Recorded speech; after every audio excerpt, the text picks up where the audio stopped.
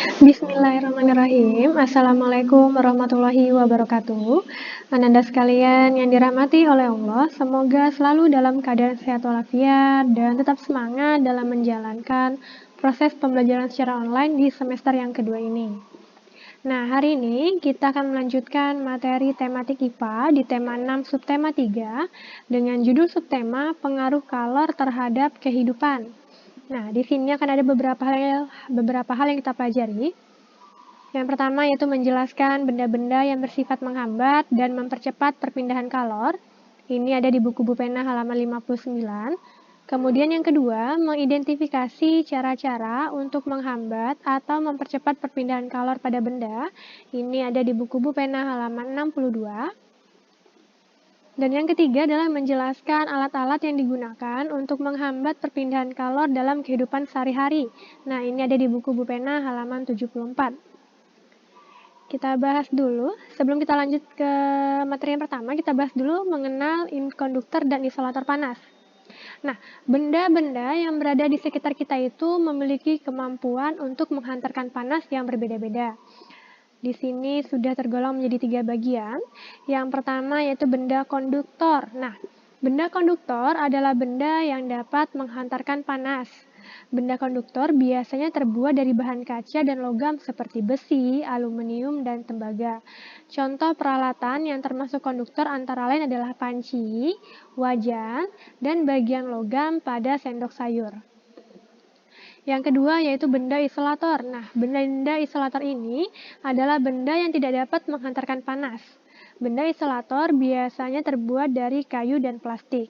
Contohnya seperti sendok sayur yang terbuat dari kayu, kemudian sarung tangan dan bakul nasi.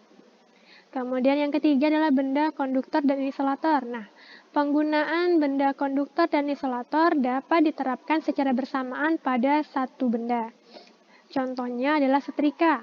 Nah, di mana bagian alas setrika ini terbuat dari bahan konduktor, sedangkan bagian pegangannya dibuat dari bahan isolator.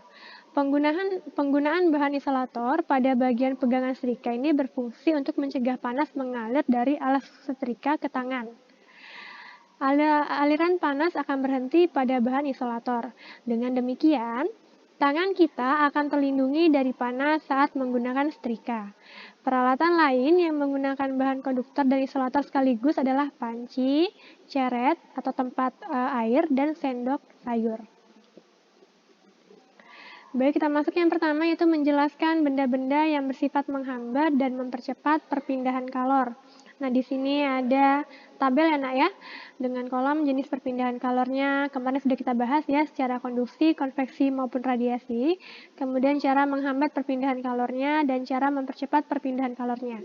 Kita baca dulu yang pertama yaitu pada jenis perpindahan kalor secara konduksi.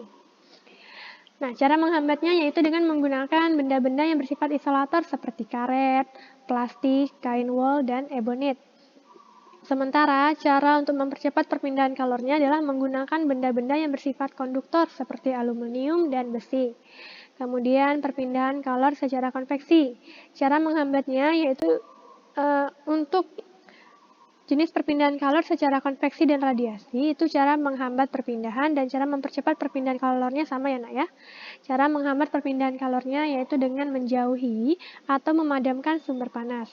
Sementara, cara mempercepatnya yaitu dengan memperbesar sumber panas seperti menambah jumlah kayu bakar agar api semakin besar. Kemudian yang kedua adalah mengidentifikasi cara-cara untuk menghambat atau mempercepat perpindahan kalor pada benda.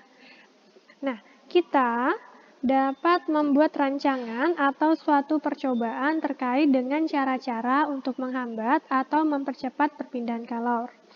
Nah, rancangan itu dibuat dengan cara-cara sebagai berikut. Yang pertama, kita harus mengidentifikasi dulu atau membagi benda-benda, benda manakah yang termasuk konduktor dan benda manakah yang termasuk isolator. Kemudian kita jelaskan cara kerja benda-benda tersebut, baik benda konduktor dan benda isolator. Kemudian yang ketiga, kita jelaskan pula apa yang akan terjadi jika tidak ada benda konduktor dan isolatornya. Kemudian yang terakhir adalah menjelaskan alat-alat yang digunakan untuk menghambat perpindahan kalor dalam kehidupan sehari-hari. Nah, di sini sudah ada contohnya ya, ada 3 gambar. Yang pertama yaitu adalah setrikaan, kemudian yang kedua adalah wajan atau teflon. Yang ketiga ini adalah bor listrik. Nah, sudah contohkan yang pertama, benda A adalah setrika.